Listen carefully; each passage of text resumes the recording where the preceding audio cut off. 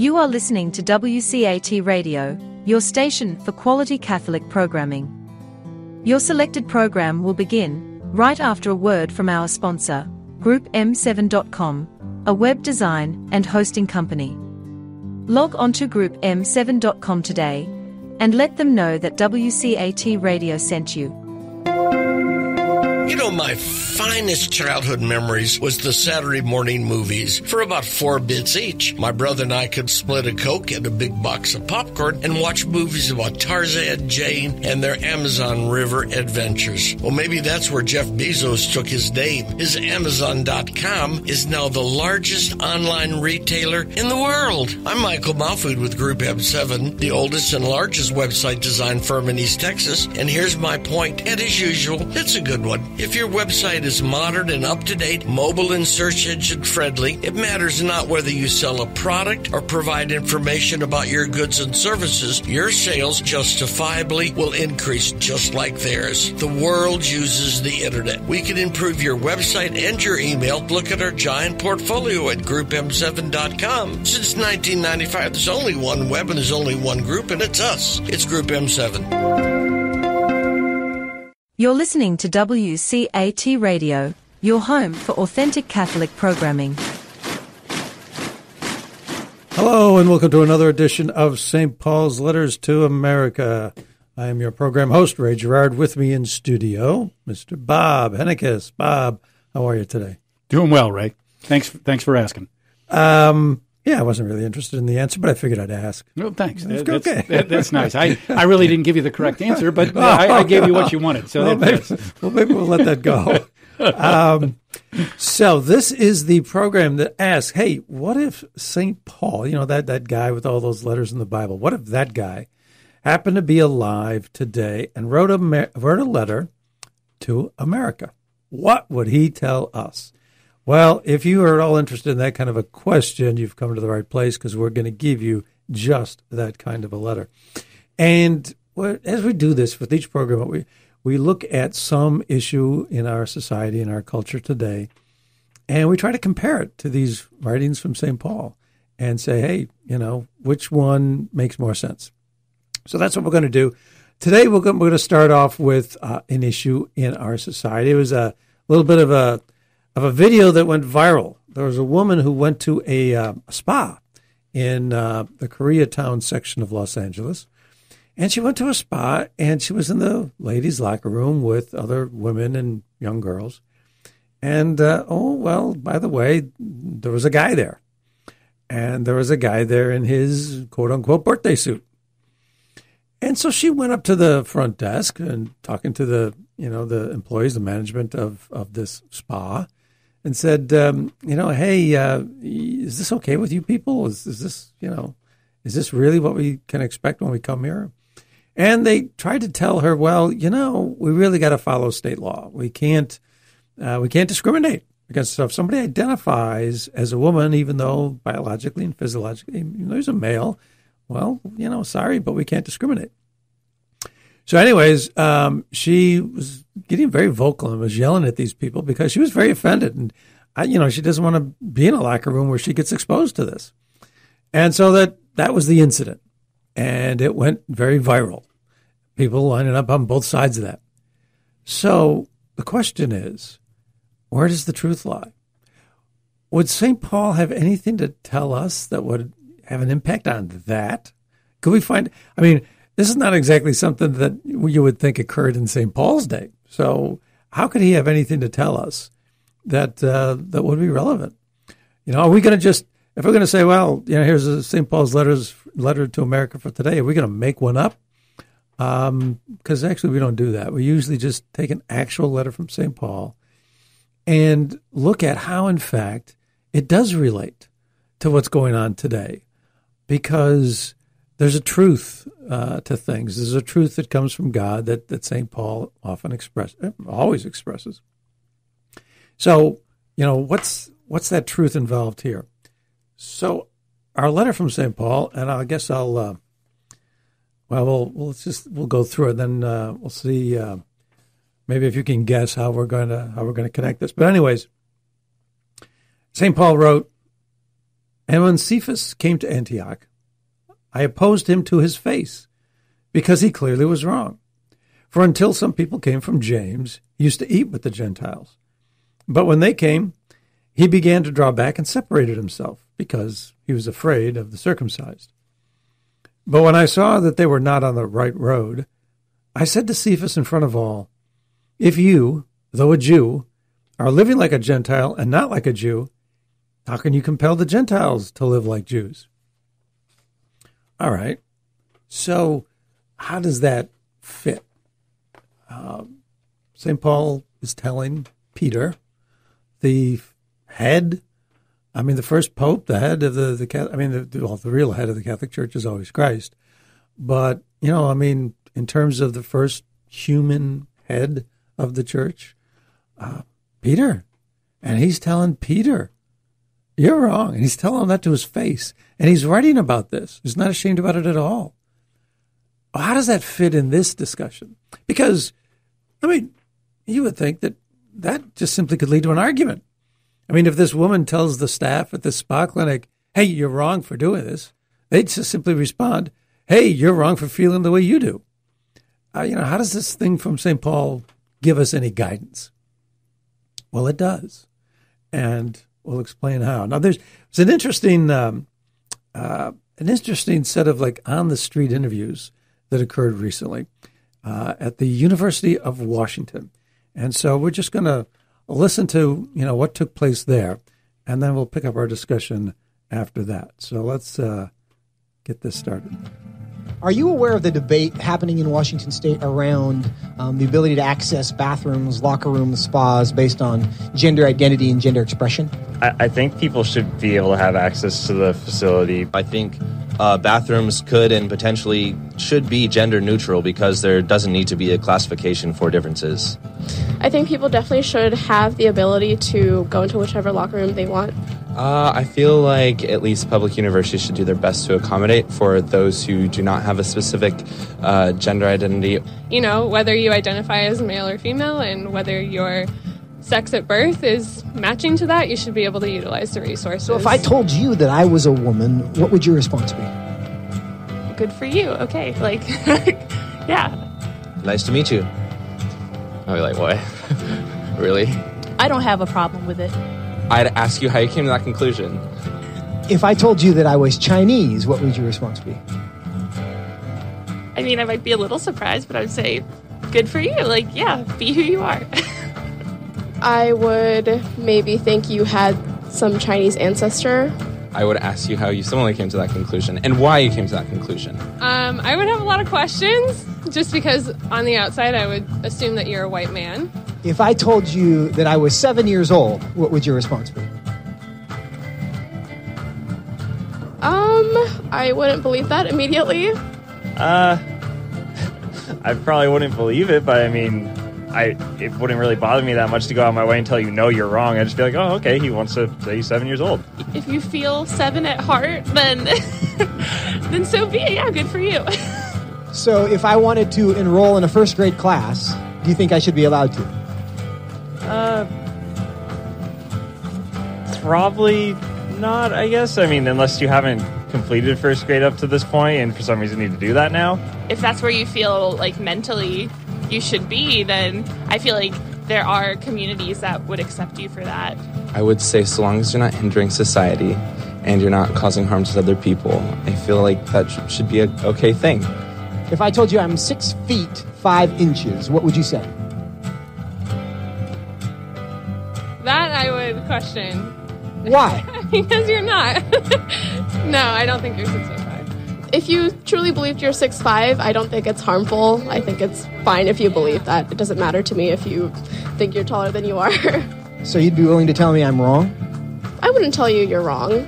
No, but I say that I don't think that you are. I feel like that's not my place as another human to say someone is wrong or to draw lines or boundaries. No, I wouldn't just go oh, you're wrong, that's wrong to believe in it. Because, again, it doesn't really bother me what you want to think about your height or anything. So I can be a Chinese woman. You... Sure. But I can't be a 6'5" Chinese woman. Yes. if you thoroughly debated me or explained why you felt that you were 6'5", I feel like I would be very open to saying that you were 6'5", or Chinese, or a woman.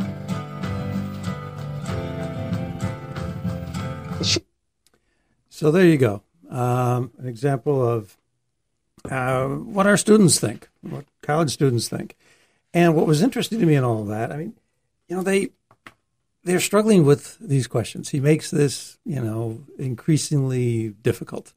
They start out with a position that's based on this idea, hey, if I feel like I'm female, or if I'm a female and I feel like I'm a male, then that becomes my reality. And that's what other people have to respect. And then he, progressively, pushes this farther and farther. Oh, what if I'm Chinese? What if I'm 6'5"? What if I'm 7 years old? And all along down the line, they feel constrained to try to stick to their original position. They have an original position. If you feel a certain way, if you view your identity in a certain light, then we need to respect that. And even if a 5'9" guy says I'm 6'5", somehow, you have to try to respect that. And why do they do that? Why do they feel like they can't admit, no, you're not 6'5"? Why do they do that? Well, because then they're going to admit perhaps that their original position about whether you feel you're male or female, whether that's right or wrong, they have a need to be consistent. They acknowledge, subconsciously or consciously, a need for logic. They have to be consistent. They can't change their opinion just because the circumstances get more difficult. Well, there's a problem with that.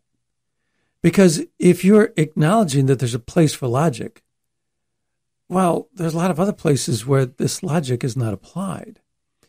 So, what's going on here? Are we using reason? Are we using logic? Are we using our intellects? Or are we, in fact, losing the ability to do that? Are we, in fact, losing our minds?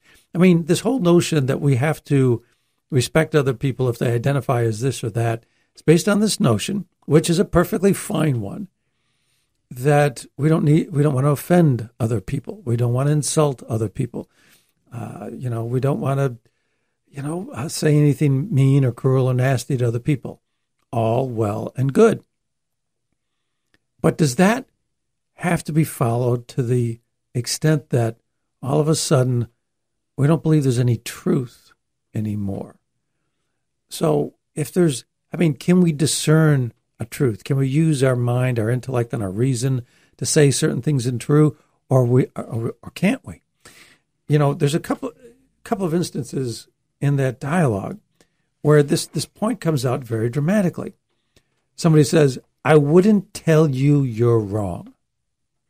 And again, I feel like it's not my place as like another human to say someone is wrong. These college students are now giving up, for a good reason. I mean, not to try to be respectful for other people. It's now gone to the point where, we can't say anybody else is wrong. What? About anything? And that's different from St. Paul, right? Because he said, I told Cephas to his face he was wrong. And why did St. Paul do that? Why did he feel that he could tell another human being, and besides not just another human being, but somebody who knew Christ personally? Paul didn't. Paul did through revelation, but not like Peter did.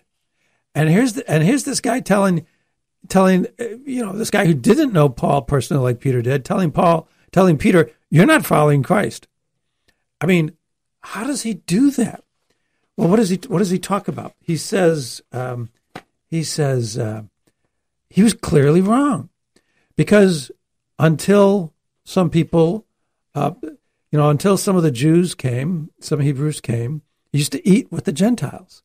But then when these Jews came and they didn't want to eat with the Gentiles, well, Peter decided, I'm going to stick with the Jews and I'm not going to eat with the Gentiles anymore. It's peer pressure. So Paul says you're wrong. because, he says, because he was afraid of the uncircumcised, because he knew it was wrong. When I saw that they were not on the right road. What's the right road? I mean, and then he says this to me, he says, if you, though a Jew, are living like a Gentile and not like a Jew, how can you compel the Gentiles to live like Jews? He's using logic. He's using reason. He understood. He had this idea. Christ loves everybody. Christ loves everybody equally. And he saw Peter was not treating everybody equally. And it was because of that reason that he was able to tell Peter, you're wrong. I mean, if he just told Peter, I feel you're wrong. I identify as a Gentile. You obviously don't. I mean, they could have simply gotten into an argument. But in his argument, he resorted to reason. And so the question is, if there's a difference between what St. Paul advised the Galatians in the case of the letter we're quoting today, or what he would tell us in America today, because he'd tell us the same thing today as then, because the truth doesn't change. And if there, unless there's no God, unless Paul had no revelations from God and didn't know anything that he was talking about, although people have been, reading and following what he's written for 2,000 years, unless he was completely off the mark, then there is a God, and there is a truth that comes from God. And the truth is, you can tell people they're wrong if you've got a good reason, if you use your intellect. Heck, your intellect's a gift from God. So is what we're doing today different from that? A lot of people would say no. For example, Richard Dawkins would certainly say that if you're religious, you're anti-reason. But if you're anti-God, then you are being reasonable. There was a rally for reason. It was called the Rally for Reason in Washington, D.C. in 2012. And Dawkins was one of the speakers there. There's a lot of people gathered on the National Mall in Washington. And Dawkins started off with his speech in 2012. What a magnificent, inspiring sight. Even in the rain, so many people turned out. And he was so impressed by that. And he says, how could anyone rally against reason? How is it necessary to have a rally for reason? Reason means basing your life on evidence and on logic, which is how you deduce the consequences of evidence. In 100 years' time, it seems to me inconceivable that anyone could want to have a rally for reason. By that time, we will either have blown ourselves up or we'll have become so civilized that we'll no longer need it. He said, he is an ardent supporter of logic, reason. We base our lives on logic. Okay, so if we're going to base our lives on logic, then, how is it we can, have this situation where, we got all these people saying, it's okay for you to expose yourself. If you identify as this or that, you can go into somebody else's, bathroom and expose yourself. And we're just following California state law if we as a spa allow that to happen. While at the very same time, there's another law on the books that makes it a crime to indecently expose yourself.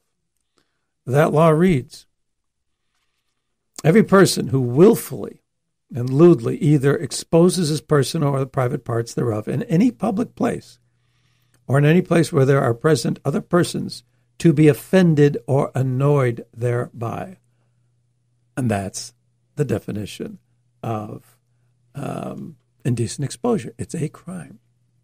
And, the proponents of this anti-discrimination law that say you can go into a bathroom or restroom and identify as a gender which biologically you do not appear to be, they say, well, they're not intending to offend or annoy. And so that's the fine line that they're trying to draw. But anybody who willfully, and I guess it's and lewdly exposes his person in a place where there are present other persons to be offended. So the emphasis is on what I guess you intend and not whether or not other people are offended. Although in a lot of other contexts, people are chastised for being bigoted when they say things that offend somebody else, even if they don't mean it, because the intent doesn't matter. How do those two things go together? Sometimes an intent matters, sometimes it doesn't matter. Sometimes it depends on who's offended, and sometimes it doesn't depend on who's offended. And why is it that the rights of the one person who identifies as a female, even though she's male, trumps the right of other people who are offended by this? Where's the reason in that? Why is it not saying that some people are more important than other people? How's this logical? It doesn't make sense. Well, it's not only just this one woman, right? There were young girls there, young children that were there at the spa. And I can understand having a conversation with an adult about this whole thing, and opinions would happen, but that's not who I would be particularly worried about. I would be particularly worried about the children. Should they be there and should they be exposed to this? And to me, the obvious answer is absolutely not. Now, if this woman is offended and she lets people know, then they ought to separate, segregate, keep them away. You shouldn't allow someone to offend others and allow that to continue to happen. As soon as that woman identified and said, I'm offended by this, I think they should ask the individual who feels that they are a female but has male genitalia, that really you can't be here, you are offending others. Why would that be so wrong? That's very real. It's the reality of what's happening. This woman is. If the young children aren't speaking up, they're probably very offended and probably, averting their eyes and turning different ways and turning all kinds of shades of embarrassed. You would think that would be the real easy solution to this. Take another example. Take somebody who wants to smoke inside a building, and we tell those people, well, okay, you're a smoker. Part of your identity is having this desire to smoke. Well, you got to go outside the building. You can smoke, but you got to do it in a certain place or at a certain time, But you can't do it anytime, any place you want because it might offend other people. But then we tell somebody who identifies as a woman, even though they're biologically a male, then you can do it inside a building. So if you're a smoker, you got to go outside. But if you want to expose yourself, you can do it inside. If you're a smoker and you smoke inside, you offend other people. So that's a no-no. But if you're a transgender, woman, you can offend other biological women inside a building, and that's okay. It's not consistent. It's not reasonable. These kids, these students at the University of Washington, in their resistance to having to change their position and say, well, you can identify as a woman, that's okay, but you can't identify as a 6'5" Chinese. They're not willing to go there. They resist going there. And they resist going there because they feel that they'll be inconsistent. And if they're inconsistent, then maybe their first position should be wrong. If you're willing to tell somebody no, if you feel like you're a 6'5" Chinese and I tell you that's wrong, then if you tell me you're a woman, I can tell you you're wrong about that too. So we can't do that. So I've got to if you feel like you're a 6'5" Chinese, okay, fine. I've got to say that because you don't want to be inconsistent, because you want to be logical. But then in these other contexts, we're not doing that. We're admitting the value of logic and consistency. Somehow, implicitly, subconsciously, we know it's there. And yet we ignore it when we want to. Ray, the questions that were asked were, I thought, very good ones and led up in an appropriate way. You could be 256th Chinese, right? I think it was one of the candidates, was it Warren, who said that she was Native American, and it turned out... Yeah, 1/1000th. 1/1000th or 250. It was a very, very, very small number. But still, that's part of your heritage, right? It's a 0.5%, it's 0.25%, but it's still a part of your heritage, so that could go. Now, the fact that someone says that's 5'9", I'm 6'5", that's obviously wrong. If they're young, they could still grow to be 6'5", right? If they're still maturing and still growing, they could get there. But they're not 6'5". They might want to think that they are. They might desire that. But if you put a 6'5" mark on the wall, if they're standing flat-footed, they're not going to reach that mark except with their hand. The top of their head is not going to get there. That's very much not the truth. And yet, in this line, trying to be consistent, they actually would begin to say, yeah, that's okay to say that you're 6'5" when it's obviously wrong. At some point, we have to say yes and no. As a teacher, I have a responsibility to say yes and no. When I ask a student a question on a test, and it's a true-false question, and they write true, but the answer is false, I mark it wrong. And I say that is incorrect. It is true. Now they can argue with me. They can test logic. They can ask where in the book I came up with that data. We could look in lots of different places. But in the end, as stated, it was false. Therefore, the question is false. And I tell them, yes, that is incorrect. You need to mark true on the test for the next time or the next question like that. That is the correct answer. If we're getting to the point where you can never be wrong, no matter what, how do you teach? How do you get to that point? If you're building a bridge as an engineer and someone says the width of that lane is 72 inches and you say, no, it's not. It's only 50 inches. A car won't fit in there. And they say, no, I built it. I know it. I measured it. It's 62 inches. Well, now you're nuts. You've built the wrong size, and now cars are mashing into each other. At some point, you have to have a logic that says yes is yes and no is no. And it's so very difficult, as you've laid out, and with the video, people begin to want logic, yet they have to carry things to a real extreme, sort of a crazy place. Well, this example that you're citing, or this fictional account of a lane on a bridge being 50 instead of 72 inches.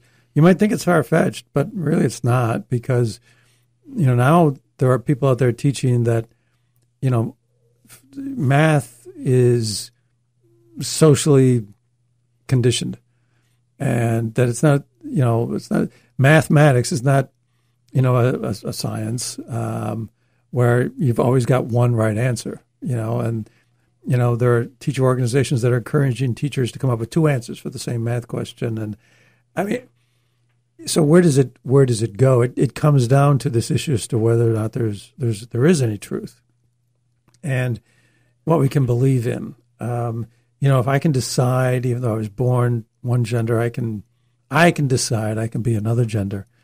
It's based on the idea that I get to decide. I get to create reality in my mind. And what you're saying is that could, lead to real problems. I'll give you some other examples of this, inconsistency that we find, in a lot of different ways nowadays. For example, we're not going to offend people. And so we can't offend, and I think we've alluded to this already, we're not going to offend the person who identifies as transgender, but yet we're going to offend the other people who don't want to be exposed. We're not going to block freedom. Everybody gets to decide who they are. We're not going to. But meanwhile, when it comes to teaching kids, we're going to change the curricula without the parents' involvement. Where's the respect for other people's freedom? In that, we've had laws where, if you are driving a car drunk and you get convicted of a DUI and you slam into a car with a pregnant woman and the baby in the car dies, and if that baby was 7 months along, that's murder. But if someone has an abortion to a baby who's 7 months along, it's not murder. It's murder one place, it's not murder another. It's indecent exposure in one situation, it's not in another. This is not consistent. We come up with the answer we want, and then we just justify it, and it doesn't matter. It's how we feel about it. It doesn't matter. We don't feel constrained to use logic to the point where we have to change what we decide and what we want. And so we're separating ourselves from the truth. We're separating ourselves from the use of our minds. And that gets into, as you rightly point out, Bob, really dangerous territory.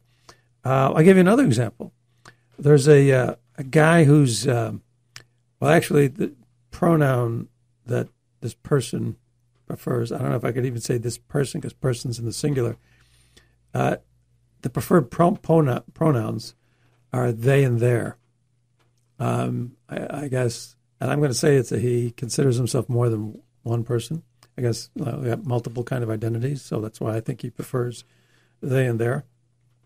Name is Ali London, British-born white man who is now transracial. You could think that man on the street kind of interview done at the University of Washington, you could think, well, people are just making this up. What if I feel like I'm Chinese? Well, that's just something that person's making up. It's real. Ali London identifies as transracial. He's gone through like 18 operations. He believes himself to be Korean. He identifies as Korean. He feels Korean. He recently had surgery so that his eyes now appear to be Korean eyes. Slanted now. He says, I identify with the Korean community. Maybe they will accept me more now because I have the look. Maybe people will think I'm actually Korean, which would make me really happy. We could maybe comment on, if this is maybe some reaching out on his part to be loved or accepted, but whatever. He also recently, so that's what he's saying. Okay, but he also recently declared, quote, a quote, war on the woke, close quote.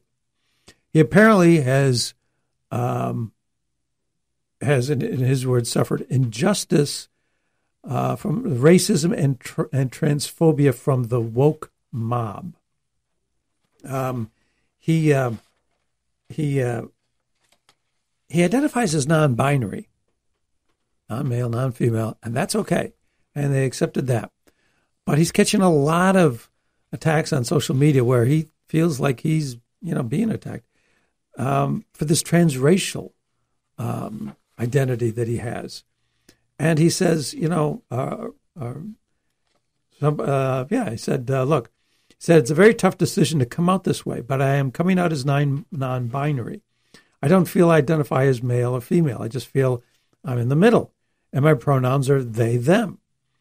I know a lot of people don't understand me, but I do identify as Korean, and I do look Korean now. I do feel Korean. I don't identify as British, so please don't refer to me as British. He talks about Korea. He says, that's my home country now. Is that true? Is the truth? Is that his home country? Well, it's what he feels. That's his home country. He says, quote, it is sad during Pride Month, a month that celebrates diversity, equality, and love, that woke people would use my coming out and sharing my non-binary Korean identity, something that took me many years to understand and accept and took me enormous courage to share with the world and use it as a platform to bully, degrade, and dehumanize me. So if the idea is that, hey, how I feel is my identity. I can decide. I know how I feel, so I can establish my identity. Then why would anybody in the woke community begrudge him that? Why is it okay? When he came out a couple of years ago as non-binary, that's okay. But he comes out now as non-British, that's not okay. Where's the logic? Why one, not the other? It's just another example of not really using our minds and our intellects and our reason. At the same rally for reason, interesting enough, the same rally for reason that happened in 2012, there was a guy who wrote to David Silverman. David Silverman was the president of American Atheists, and he was one of the sponsors of this rally for reason.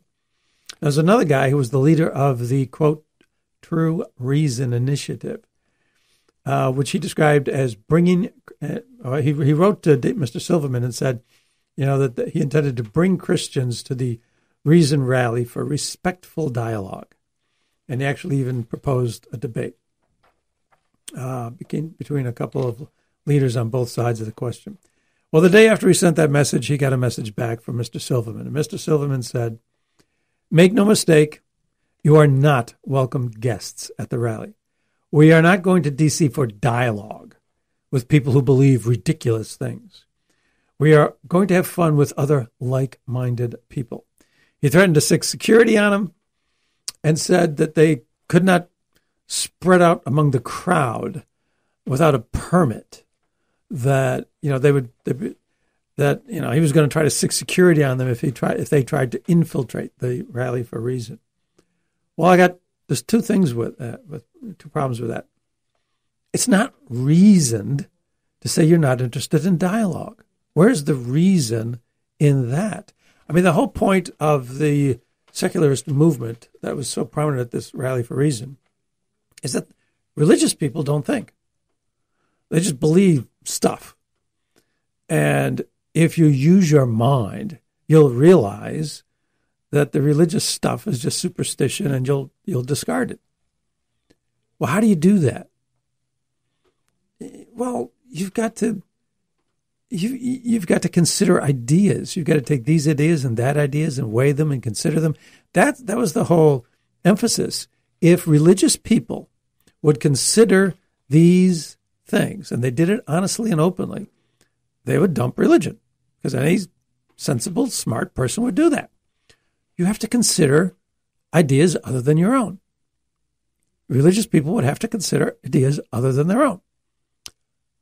But if you're a secularist, you don't have to.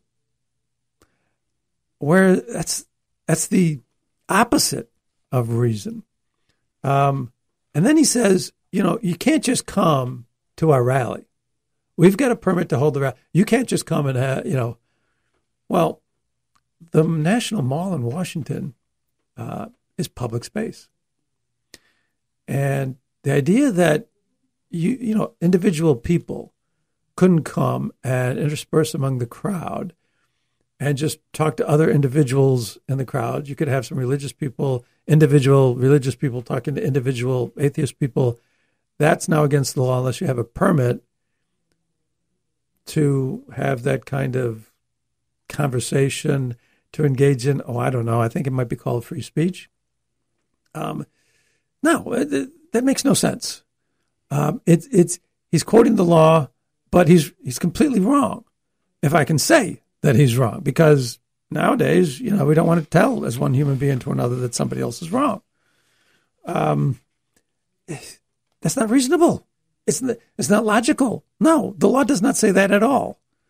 But then I'd have to, use my mind to get to that conclusion. In fact, our whole law is built on exactly the opposite of that.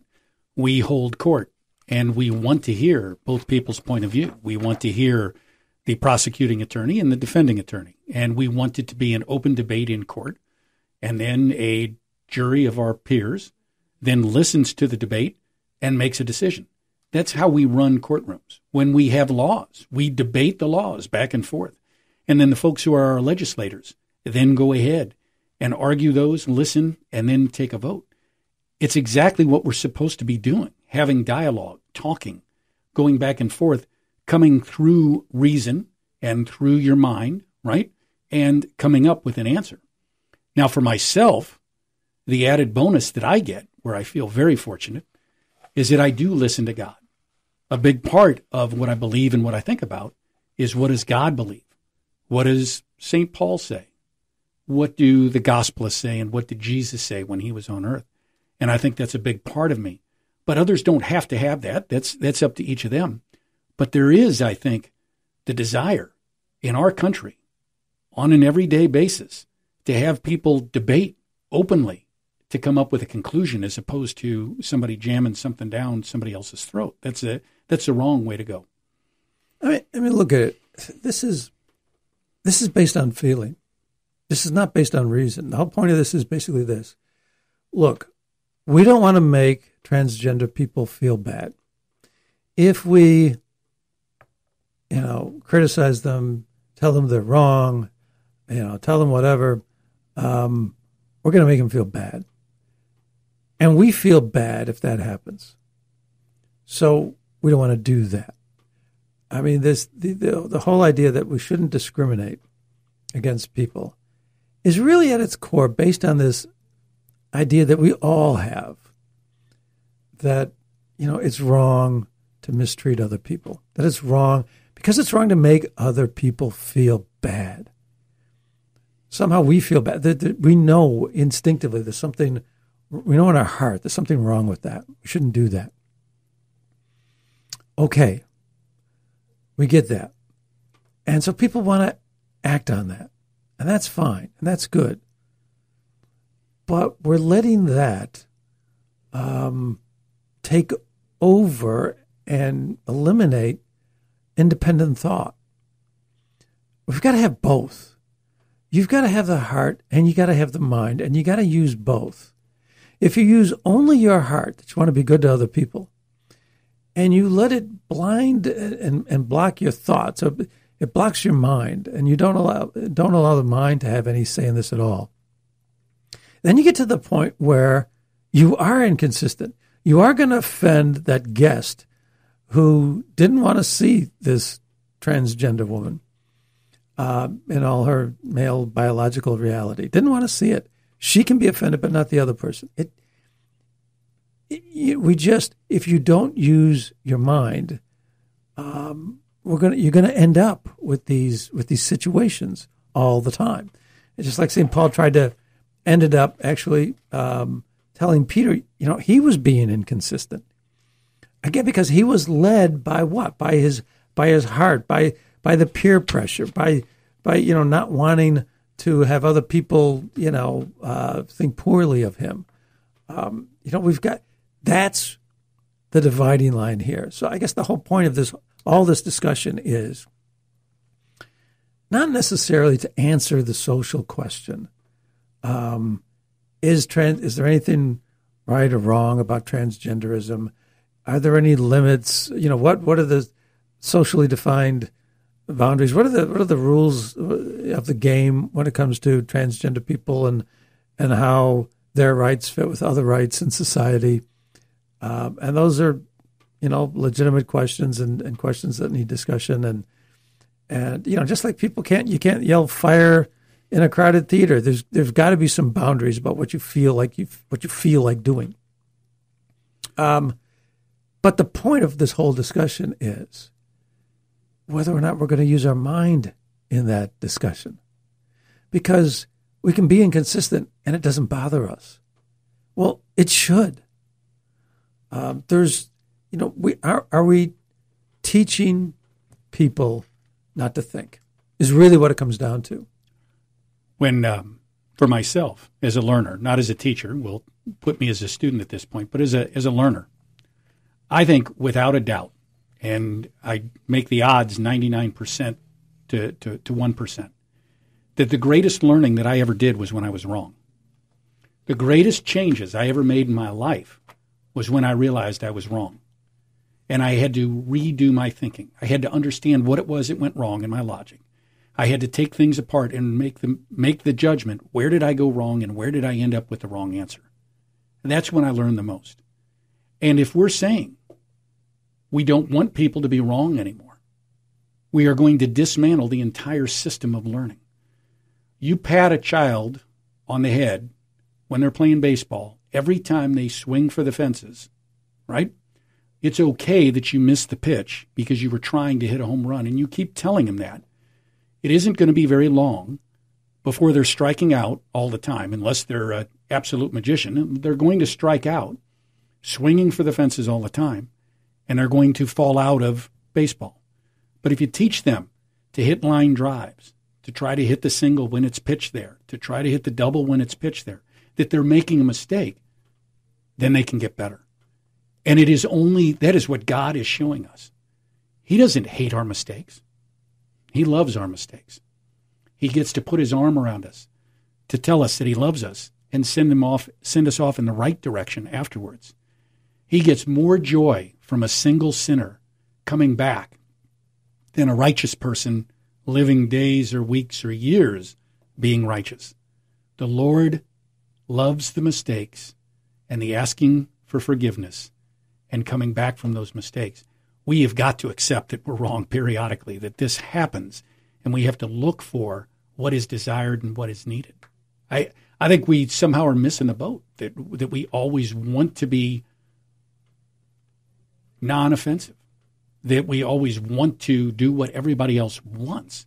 We've got to get to the point where what is right and tell people and to learn from our mistakes as we do make them. I mean, if you say, hey, you're offending this one guest, this woman who took the video and complained to the management, she was offended. Okay. And, of course, there are lots of people that also get offended, by this. If we say, that's okay, because we don't want to offend the person who's transgender, then you're not using reason, because reason would tell you there's something wrong with that. For the stated goal and purpose of not offending, we're allowing offenses, and we're allowing offending to take place. So some offending is okay, some is not. It's not logical. That's the point where if you're using your intellect, that would come into play. And you would say, look, we've got to put some rules on this. We understand how you identify yourself this way. But just like in the example before, we put rules on people who want to smoke and when they can do it, where they can do it. Well, we've got to put rules on when you can expose yourself, right? And if you deny that, it's because we just want not to discriminate against the transgender people. That's how we feel nowadays. Just like these poor students, I feel, that you have the right to go into another bathroom. So, because you feel like you're a member of a different gender. So if you feel like you're 6'5", that's okay too. I mean, it's because we have sympathy for other people that we're insisting on these positions that don't make sense. Now, it's not and this is not whether or not transgenderism itself makes sense. That's a subject for another day. But the fact that some people can be offended and not others, we're not thinking. If you were thinking, you would stop somewhere short of it. A thinking person would say, we're going to respect your right to identify as what you want, but we're also going to respect these other people, and we're going to put some rules in place where both of you can have a reasonable amount of respect for your rights. We're going to find some kind of middle ground. No, you can't yell fire in a theater just because you feel like it. No, you can't expose yourself just because you feel like it. That's what thinking people would do. And so that's why this is a situation where this is something because we feel this way now. And maybe we're going to feel differently 20 years from now. Certainly 20 years ago, most people wouldn't feel this way. Are we going to just be guided by feelings and passions that are going to differ from time to time, place to place? This is not what thinking people do. And, the use of our mind is really a beautiful thing. I always like this. So the British poet William Wordsworth, what a name for a poet, Wordsworth. But in one of his poems, he wrote this: "The dragon's wing, the magic ring, I shall not cover for my dower, if along that lowly way, and with sympathetic heart may stray, and with a soul of power. These given, what more need I desire? To stir, to soothe, to elevate. What nobler marvels than the mind may in life's daily prospect may find or there create. The dragon's wing, the magic ring, I shall not cover for my dower, if along that lowly way with sympathetic heart may stray, and with the soul of power. I mean, if you covet some magic ring, and because if you stray along the lowly way of, a hard life, and with the soul of power, yeah, we have power in our soul to decide for good or for ill. But he's not going to decide, for that sort of thing. He said, because, what more need I desire? To stir, to soothe, to elevate, to have the best feelings that you can have. What nobler marvels than the mind may in life's daily prospect find? My find or there create. Using your mind to make sense of the world around you. What's more beautiful? What has more capacity to soothe, to elevate, to stir? It's the use of your mind that, can make sense of the world, can make you feel, it's the beauty. It's using your mind to see the beauty in the world. Now, some people may think, well, all that is that's a discourse on emotion, on feeling. But it's not just pure emotion. It's not pure feeling. It's using the mind to see what's beautiful in the world. We need both. You need heart and mind. You need the mind to look at the world and your heart to feel the beauty in it.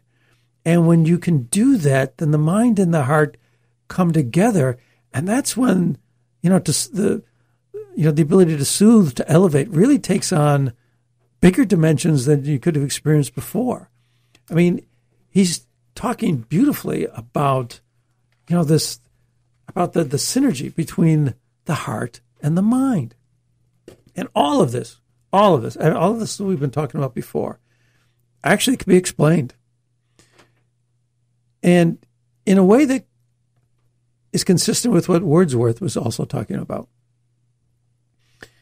There's a professor, he's passed now, but there was a professor of political philosophy at Georgetown University, Father James Shaw.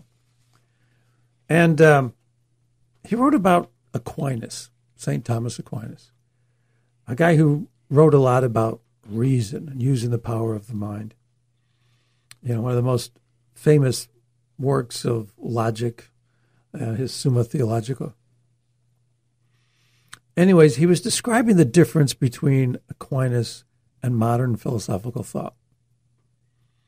And he gives an explanation that really sheds light on everything we're talking about.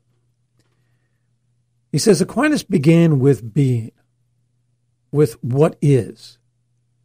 René Descartes, the famous French philosopher who wrote around the 1660s, and he began, the guy who famously, issued the quotation, cogito ergo sum, I think, therefore I am.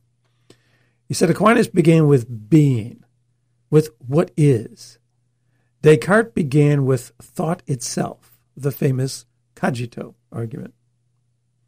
In the pre-Cartesian period, philosophy, that is to say, cogito, or rather the cognosco, there's a difference. Cogito, I think, cognosco, to know, was subordinate to esse, the Latin word for being.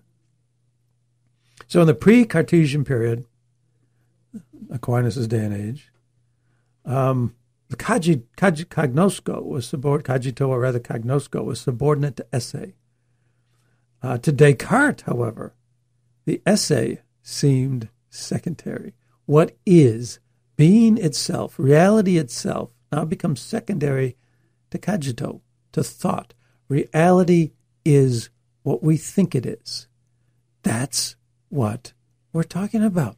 This is the power, using my head, what I think, how I so-called identify, to change reality. I don't like the reality that I see, that I feel. I mean, I don't like the fact that I have a British facial construction. I don't feel like that, so I'm going to change it. I may have all the male biological parts, but I'm going to walk into a woman's locker room because I feel like a woman. I decide what is reality. Father Shaw continues, in Aquinas, thus, God was a real and self-sufficient being. Truncate that a little bit. In Aquinas, God was real. Being was real. He talks about God being that a self-sufficient being who created an actual world to which we are open. If there is a God, I mean, this is the question that precedes all other questions. Is there a God? Guys like Dawkins want to use reason, human thought, which is bounded by the physical world, our world, the world we know of time and space, to decide whether or not there's a being outside the world of time and space. I don't think you can logically get there. But anyway, to guys like Dawkins, we want to use the mind to decide God. We want to create our own reality. We want to play God, as it were. With guys like Aquinas, God is real. And if you can't use the human intellect, which is something that exists within space and time, if you can't use that, to decide if there is a God, you still have to decide that the most important question still becomes, is there a God? And that's where the heart and the mind have to come together. Faith and reason have to come together. Wordsworth talked about that, the mind and the heart, that there's a poetic beauty about the mind and the heart. There's a harmony there's a harmony that appears to the world when your mind and your heart are both engaged in it. And it's the same with faith and reason. And we have to decide that question. And we can't just simply say, our human intellect can do that. You have to have faith as well. And that's a struggle, and different people are going to figure that out differently. Some people yes, some people no. But, of course, it's unreasonable and illogical for the purveyors and the proponents and champions of reason to say that you can decide if there's a God outside our physical world of time and space by using the intellect within time and space. But that still remains the most important question. And if there is a God, then there is a being. There's a reality that we don't get to create with whatever we think, no matter what we cogito. So that's the difference. Is there a reality independent of what we think? Same thing as saying, is there a truth independent of what we think? This entire discussion of, I think I'm this, I think I'm that, I identify this, I identify that, it assumes that what we think is the most important thing. It assumes Descartes was right. Well, what if there is a God? And mind you, we can't, as I said, we can't decide with our intellect conclusively whether there's a God, higher than our intellectual capability. We can't solve that question. So why can't we admit that we can allow for differences of opinion and allow different people to believe and other people not to believe? Why are we not comfortable with that? Why aren't the so-called reasonable people comfortable with that? It is this burning question. It is the ultimate question. It's the question that's existed for all of time. Is there a God? And if there is, then there's a being. And if there's a being, and if there is a reality, then everything after Descartes, everything up to the present day where we can decide who we are because we feel that way, misses the mark. There is, if there's a God, then there is a being, no matter what we think of it. So this is, this is where we are, and this is, where, St. Paul comes in with this, because, he says, not only does he say over and over that there is a God, but he says, I can tell somebody else they're wrong. based on what I can discern with my intellect. I feel in my heart God loves everybody.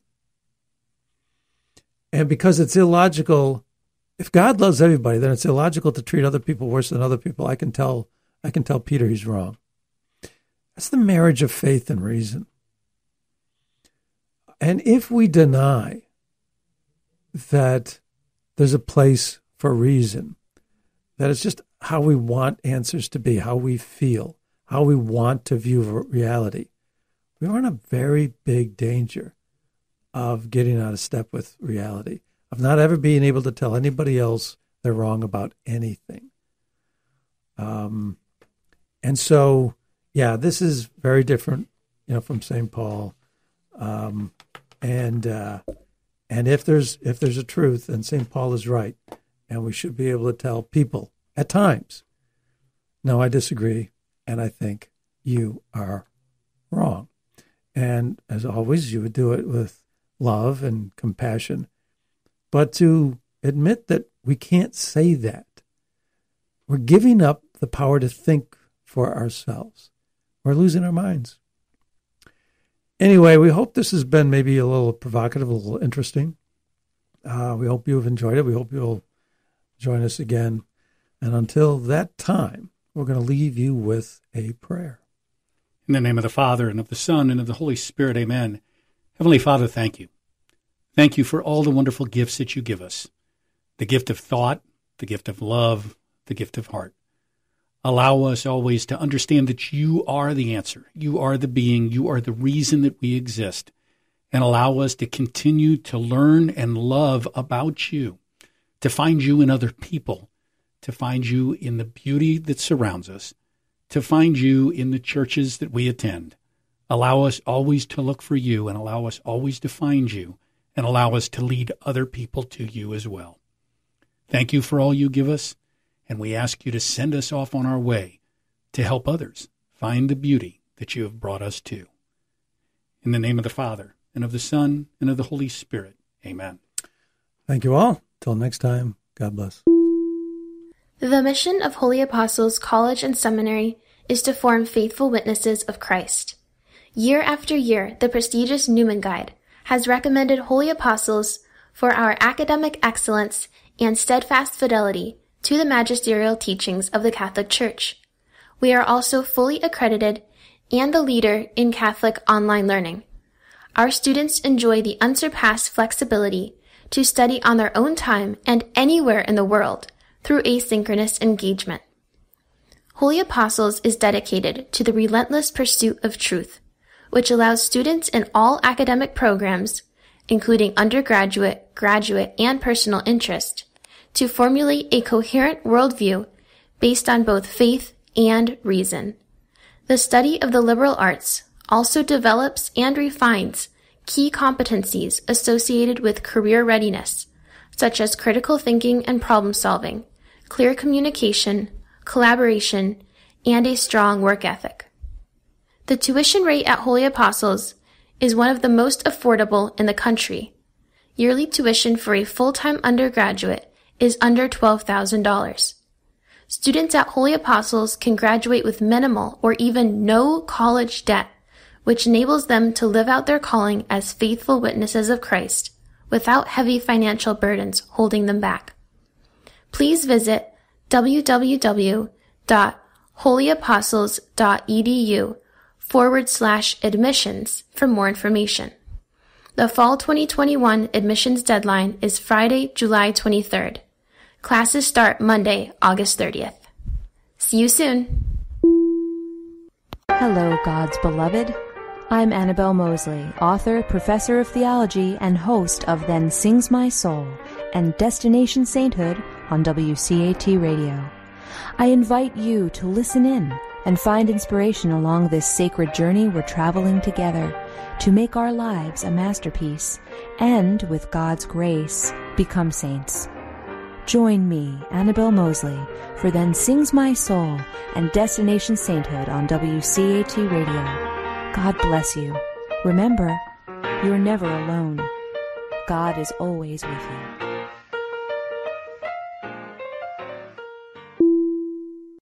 Thank you for listening to a production of WCAT Radio. Please join us in our mission of evangelization. And don't forget, love lifts up when knowledge takes flight.